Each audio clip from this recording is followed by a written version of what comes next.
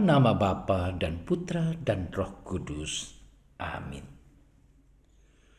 Allah yang Maha Kuasa, Engkau telah memberi kami sabdamu sebagai lampu penuntun langkah kami dan obor penyuluh jalan kami. Lewat Roh-Mu yang kudus, berikanlah kami telinga yang rela mendengarkan dan hati yang ingin tahu kehendak-Mu, supaya kami dapat menikmati sukacita dalam firman-Mu. Demi Kristus sabda-Mu yang hidup dan berkuasa bersama Dikau dan Roh Kudus, kini dan sepanjang segala masa. Amin.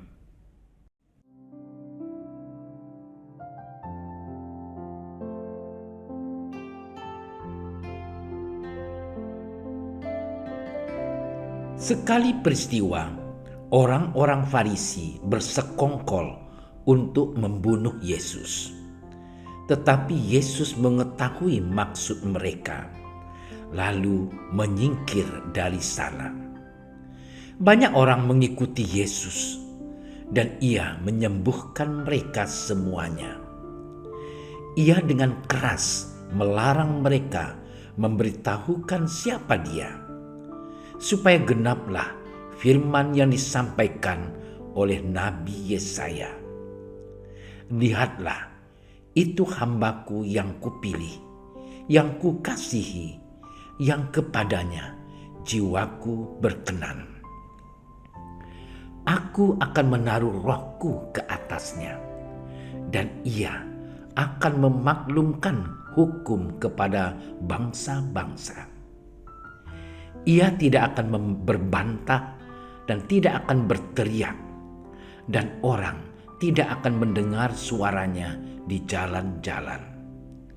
Buluh yang patah terkulai tidak akan diputuskannya, dan sumbu yang pudar nyalanya tidak akan dipadamkannya, sampai Ia menjadikan hukum itu menang. Dan padanyalah bangsa-bangsa akan berharap. Demikianlah Injil Tuhan.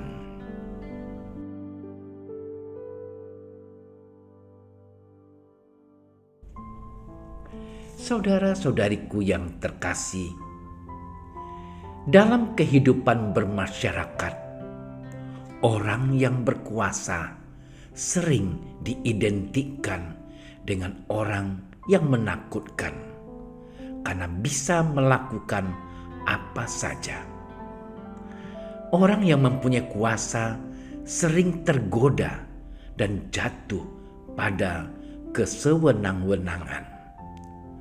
Hukum tidak lagi digunakan untuk menegakkan keadilan dan kebenaran, tetapi disalahgunakan untuk mencari keuntungan pribadi. Untuk itu, mereka akan bersekongkol dengan pihak-pihak yang mau diajak kerjasama. Persekongkolan menjadi suatu kata yang bernuansa negatif. Tindakan itu dilakukan oleh pihak-pihak yang mempunyai maksud yang tidak baik. Saudara-saudariku yang terkasih, dalam bacaan Injil hari ini, kita mendengar bahwa orang Farisi bersekongkol untuk membunuh Yesus. Bisa jadi mereka sendiri pada awalnya saling bersaing, tetapi dalam rangka menjatuhkan Yesus, mereka rela untuk sejenak bersatu padu guna mencapai tujuan yang sama. Mereka mengamat-amati kegiatan Yesus dan mencari-cari kesalahan dirinya.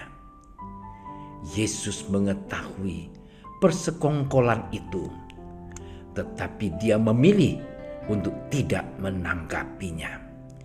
Ia tetap setia dengan misi yang diberikan Bapa kepadanya, yakni menyelamatkan manusia.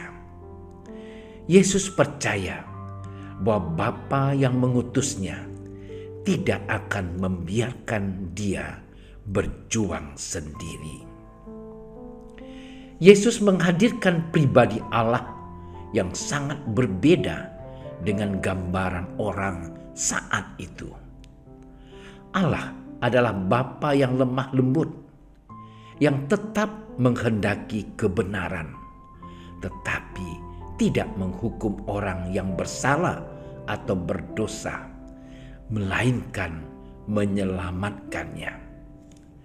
Kelemah lembutan dan kebaikan Bapa itu dinyatakan Yesus dengan bersabda, "Buluh yang patah terkulai tidak akan diputuskannya, dan sumbu yang pudar nyalanya tidak akan dipadamkannya." Orang yang jatuh dalam kesalahan tidak dibinasakannya, tetapi justru direngkuhnya agar selamat.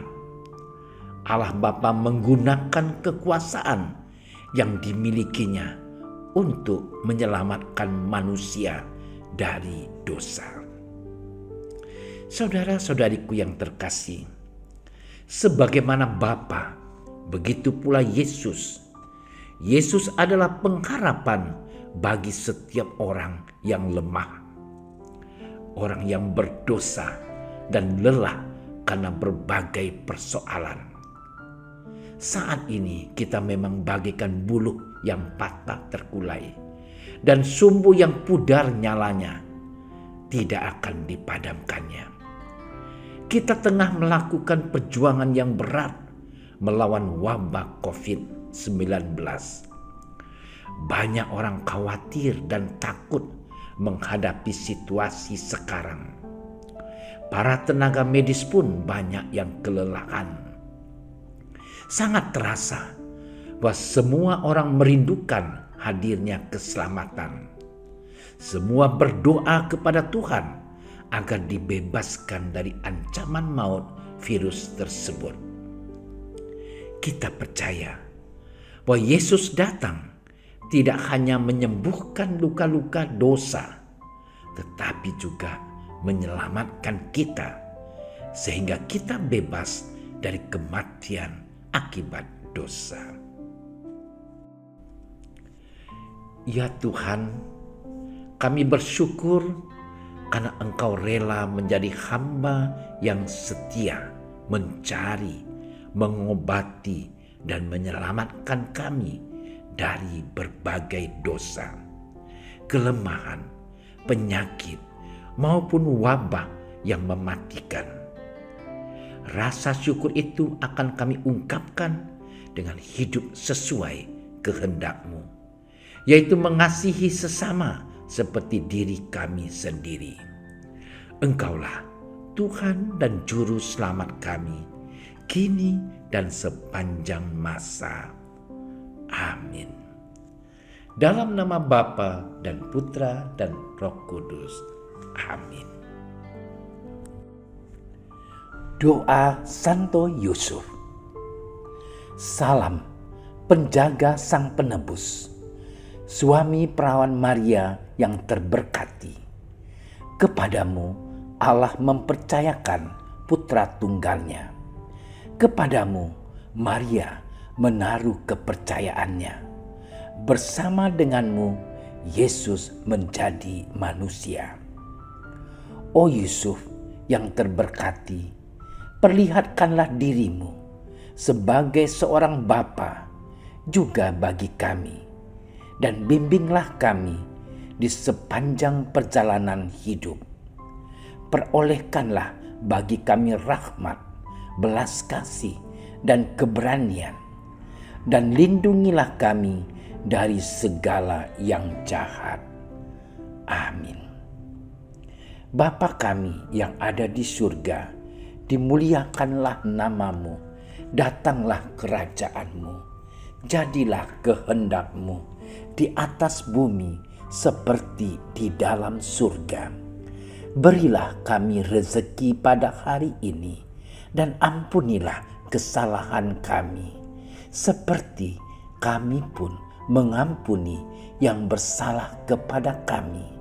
Dan janganlah masukkan kami ke dalam percobaan, tetapi bebaskanlah kami dari yang jahat.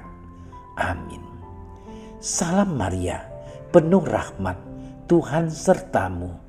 Terpujilah engkau di antara wanita, dan terpujilah buah tubuhmu Yesus. Santa Maria, Bunda Allah, doakanlah kami yang berdosa ini, sekarang dan waktu kami mati. Amin. Kemuliaan kepada Bapa dan Putra dan Roh Kudus, seperti pada permulaan, sekarang, selalu, dan sepanjang segala masa. Amin. Terima kasih sudah menyaksikan renungan hari ini. Jangan lupa like, subscribe, dan aktifkan tombol loncengnya agar Anda yang pertama mendapatkan notifikasi updatean renungan harian dari Komsos Keuskupan Padang. Dan bagikan ke sosial media agar saudara-saudara kita dapat mendengarkan dan merenungkan firman Tuhan.